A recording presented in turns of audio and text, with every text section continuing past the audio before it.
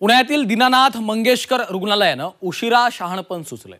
सर्व स्तरातनं टीका झाल्यानंतर रुग्णालय प्रशासनानं एक पत्रक जारी केलं। यापुढे भविष्यामध्ये इमर्जन्सी पेशंटकडनं आम्ही अनामत रक्कम घेणार नाही असं रुग्णालय प्रशासनानं म्हटलेलं आहे। पाहूयात।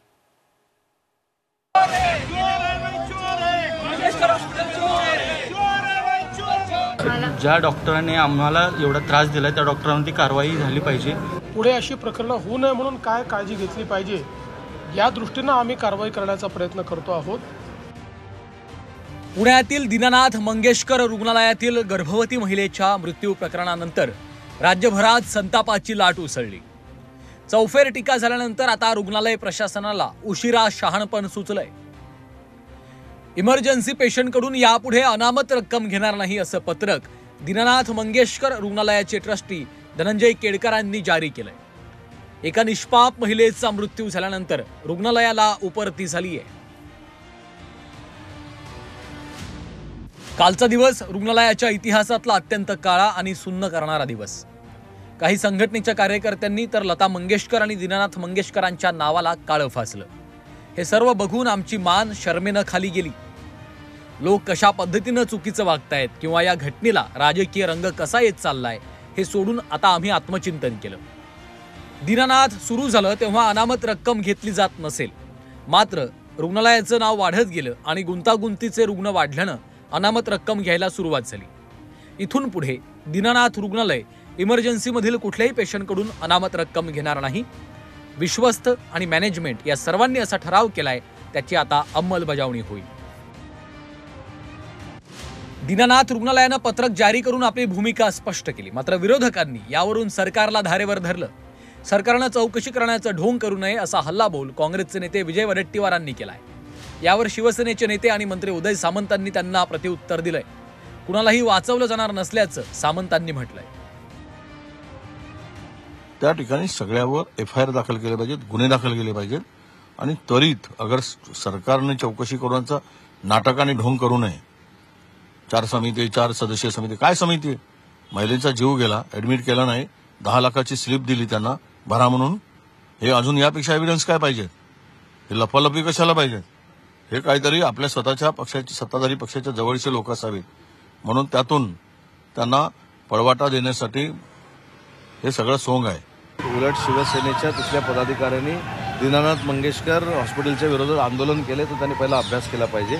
ती घटना जी घडलेली आहे त्याचा कुठचाही अहवाल जरी इंटरनल समितीने आणला असेल तर त्याची पूर्ण चौकशी करू अशी भूमिका मुख्यमंत्री महोदयांनी घेतलेली आहे। आणि मुख्यमंत्री महोदयांनी काल स्पष्ट सांगितलंय, माननीय एकनाथ शिंदे साहेबांनी देखील यवतमाळच्या प्रेस कॉन्फरन्समध्ये स्पष्ट सांगितलंय की तिथं ज्या पद्धतीनं प्रकार घडलेला आहे तो जर पुराव्यानिशी सिद्ध झाला तर कोणालाही त्याच्यामध्ये वाचवलं जाणार नाही। फार मोठी कारवाई या बाबतीमध्ये केली जाईल ही शासन म्हणून आमची भूमिका आहे। मुख्यमंत्री देवेंद्र फडणवीसांनी तनिषा भिसे यांच्या कुटुंबियांची भेट घेतली। यावेळी दोषींवर कडक कारवाई करा अशी मागणी भिसे कुटुंबियांनी मुख्यमंत्री फडणवीसांकडे केली आहे। ज्या डॉक्टरांनी आम्हाला एवढा त्रास दिलाय त्या डॉक्टरांवरती कारवाई झाली पाहिजे। त्या हॉस्पिटलमध्ये पण जे काय हॉस्पिटलने जे काय आम्हाला त्रास दिला तिथे तर त्यांच्यावरती काही कायदेशीर कारवाई झाली पाहिजे। नक्कीच आमच्या वहिनीसोबत तसं झालंय, असं कुठल्याही महिलेसोबत तसं होऊ नये आणि ते हॉस्पिटल धर्मादायी व्हायला हवं। डॉक्टर घैसास जे आहेत त्यांनी जो हा निष्काळजीपणा दाखवलाय आणि रुग्णालय प्रशासनाने, माझी विनंती आहे साहेबांना की त्यांनी आम्हाला न्याय मिळवून द्यावा आणि ते नक्कीच देतील।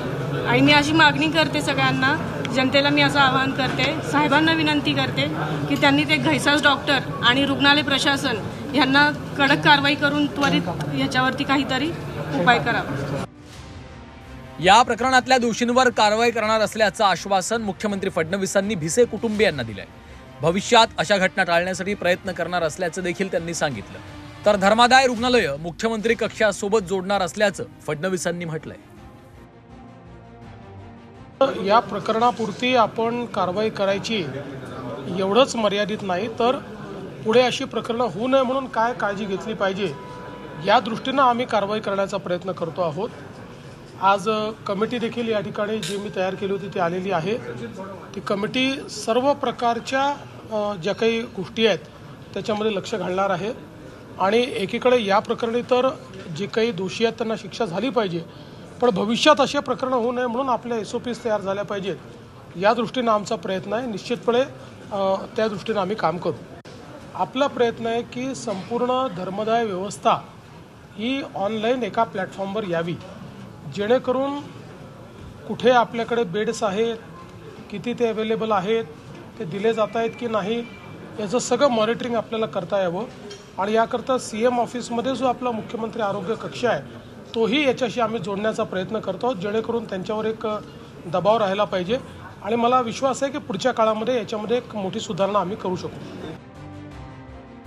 2 जुळ्या बाळांना जन्म देऊन ती माऊली आपल्यातून निघून गेली. यामध्ये दोष कुणाचा यावर आता चर्चा होत राहणार.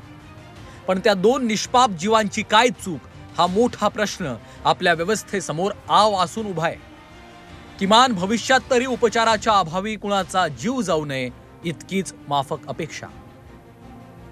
ब्युरो रिपोर्ट, झी 24 तास.